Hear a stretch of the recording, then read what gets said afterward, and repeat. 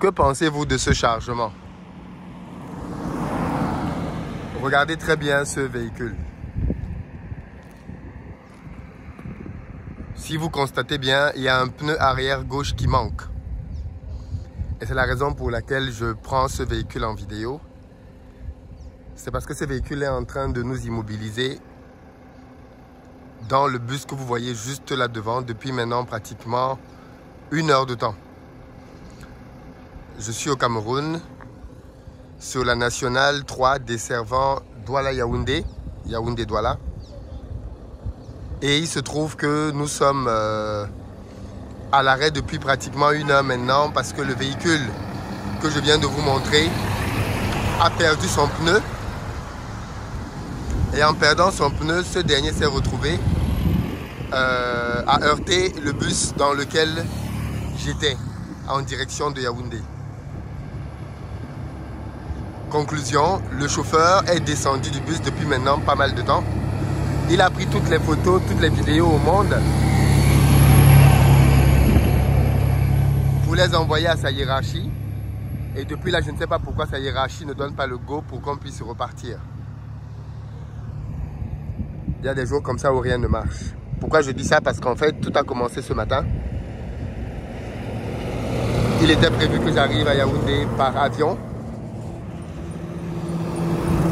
Et malheureusement pour moi, j'ai été victime d'une mafia qui a fait que, arrivé à l'aéroport, Camerco, c'est la compagnie nationale, ne m'a pas permis de voyager. Qu'est-ce qui s'est passé?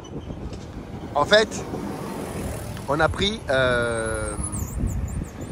un billet d'avion hier pour Douala-Yaoundé par avion ce matin.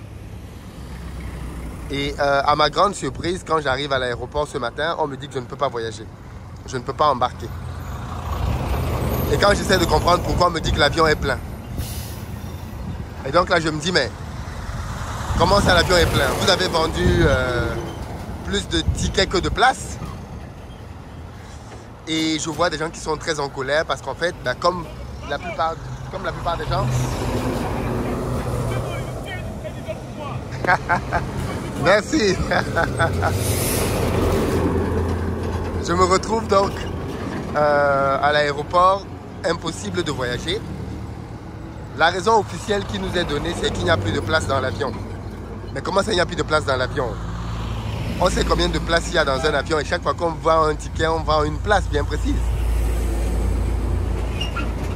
Et bien malheureusement, la compagnie nous dit qu'ils avaient prévu un avion pour faire le trajet et que cet avion-là est tombé en panne, donc ils ont dû prendre un avion plus petit. Bon, expliquer comme ça, ça peut arriver. Mais comment se fait-il donc qu'ils continuent de vendre des tickets la veille au soir? Puisqu'ils n'ont pas découvert la panne le matin. Donc on est quand même assez intrigué là-dessus. Ah, c'est tellement dangereux d'être sur cet axe. Le véhicule vient il vient à même pas 1 mètre de toi, quoi.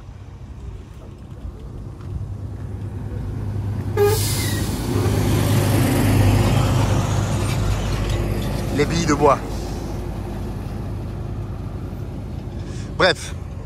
Donc, au niveau de la compagnie aérienne, on nous fait savoir qu'on ne peut pas voyager parce que, en gros,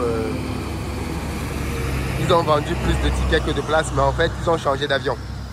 Et donc, l'avion qu'ils ont pris maintenant a moins de places que le premier avion. J'aurais pu accepter cette version si je n'avais pas vu devant moi une scène assez louche. Un footballeur, ancien footballeur camerounais est arrivé, je tairai son nom ici. Il est arrivé au comptoir et on lui a servi un ticket. On a édité une carte devant nous et on nous a donné. Et quand moi je suis arrivé à mon tour, on a dit non, il n'y a plus de ticket. Or, avant moi, il y avait déjà des gens qui étaient passés et à qui on avait dit qu'il n'y a pas de ticket. Donc je me suis demandé si c'était de la préférence. Comment expliquer que certains viennent après, on leur sort des tickets et ceux qui sont là avant n'ont pas de ticket? Les gens étaient donc très en colère ce matin, très en colère parce que bien, il y a beaucoup de chefs d'entreprise qui allaient à Yaoundé pour la foire Promote ou alors pour d'autres événements importants. Et toutes ces personnes-là n'ont pas pu voyager, malheureusement. Donc, Moi, je dois absolument être à Yaoundé aujourd'hui, donc j'ai décidé de prendre la route, chose que je n'aime pas trop faire, justement parce que c'est une route extrêmement dangereuse. J'ai décidé de prendre la route et de prendre donc une compagnie de bus. La dite compagnie, on est sur un trajet qui fait à peine 200 km, qui se fait en 5 heures de temps. Vous dire à quel point les véhicules roulent comme des tortues pour éviter les accidents. Eh bien, le bus de la dite compagnie, donc le voici, nous ne sommes même pas encore EDA, que déjà, on a un accident. Et quel est donc cet accident? C'est un taxi en face, enfin un taxi. Je ne sais pas comment quelqu'un qui a un véhicule comme celui-là est autorisé à rouler. Je pense même qu'un tel véhicule ne doit probablement pas être assuré. Et ce monsieur-là, il a roulé, il a certainement dépassé même peut-être des contrôles de police pour se retrouver ici, là, maintenant, à causer d'un accident. Son pneu arrière gauche a lâché complètement. Et son pneu gauche, en ayant lâché, est venu heurter une partie avant du bus. Et à cause de ça, depuis là, on est bloqué. Je ne comprends pas trop ce qui se passe. Je vais peut-être poser la question au chauffeur. Chef, qu'est-ce qu'on attend pour repartir? Le chef va donner l'accord. Tout à l'heure, ça fait déjà pratiquement 1 heure qu'on est là. Il va donner ça dans combien de temps? Oui, je sais, mais ça fait un moment qu'on attend. Tout à l'heure, là, c'est quand? C'est l'accident, non? Oui, j'ai fait un rapport envoyé. Il a dit qu'il va consulter. Il venait de recevoir. Maintenant, il va dire qu'il va consulter et analyser. J'ai très bien suivi. Ça, c'est une activité dangereuse. En matière de transport, c'est Oui, je vais attacher. toutes les barrières et des FMO et Il a passé toutes les barrières, ce monsieur. Comme par hasard. vous allez profiter pour nous faire un bon tour sur votre page. Oui, non, clairement, là, tout le monde va savoir ça. C'est juste, c'est impossible. Comment un tel véhicule peut passer tous les contrées de toutes les barrières de police qu'il y a sur cet axe? Parce qu'il y en a beaucoup, hein. Comment ce véhicule passe toutes les barrières de police?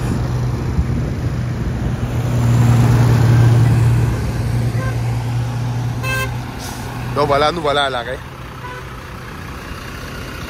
Je vais vous montrer le choc qui nous retient ici. Depuis 1 heure de temps. Donc le trajet va maintenant faire 6 heures. 6 heures, c'est Paris-Douala. Hein. On va faire 6 heures de temps pour faire Douala-Yaoundé, 250 km.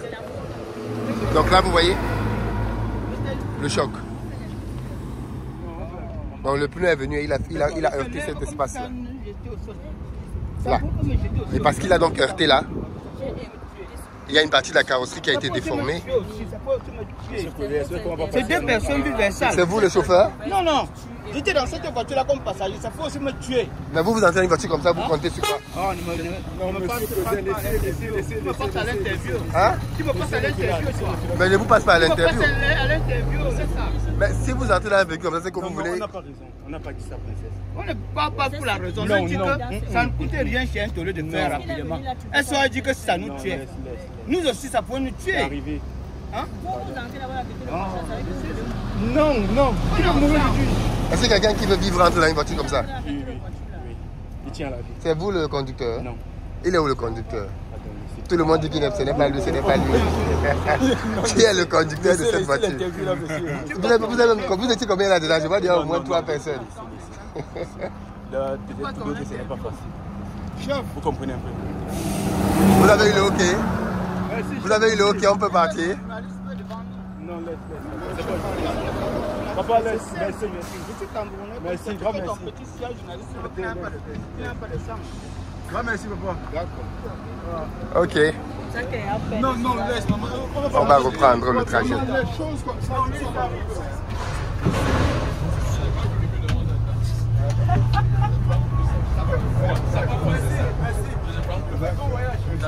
On s'est pris 1 heure de trajet en plus. D'accord.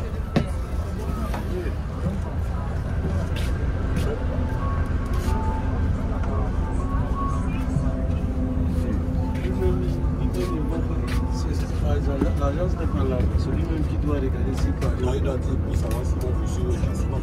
C'est que d'ailleurs, je vois que celui qui a causé dans